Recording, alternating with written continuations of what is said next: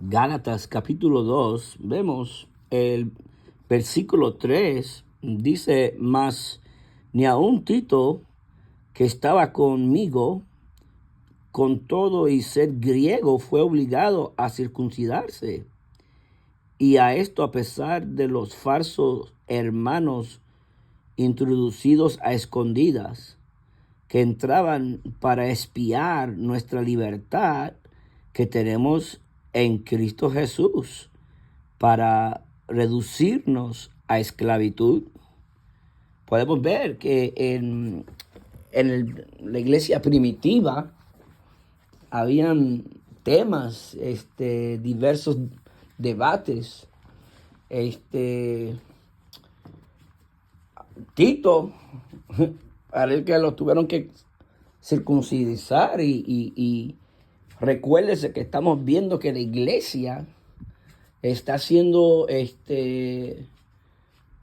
ahora enseñada por Cristo. El apóstol Pablo está recibiendo de Cristo enseñanzas de separar el judaísmo, el legalismo y adorar a Dios por fe en Cristo Jesús.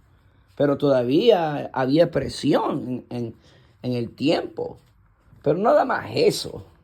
Habían falsos hermanos que eran enviados como para espiar, como para robarle la libertad al pueblo primitivo, a espiar, a ver cómo podían volverlos a la esclavitud. Y en estos días vemos lo mismo, que muchos no han tenido la libertad del Espíritu, y como no han conocido a Cristo y Cristo no ha sido formado en ellos, no conocen a Dios en espíritu. La letra mata, mas el Espíritu vivifica. Y vivimos un tiempo donde muchos no entienden que el que nos da la palabra es Dios. La palabra es inspirada por el Espíritu Santo. Y tristemente, la falta de conocimiento de la palabra de Dios, porque la palabra no se entiende si uno no está en el Espíritu. Y muchos están tratando de entender la palabra de Dios en la carne. Por eso el apóstol Pablo tenía muchos, supuestamente aún cristianos, que no lo trataban como un apóstol, lo trataban como si fuera como un hereje o un problemático, porque el apóstol Pablo era uno que defendía la fe. Y vivimos en un tiempo que sí, nos dejó el apóstol Pablo saber, todo me es lícito, pero todo no me conviene. Y tampoco que Dios no nos dio la libertad, ¿para qué? Para convertirnos y adorar a Dios en libertinaje.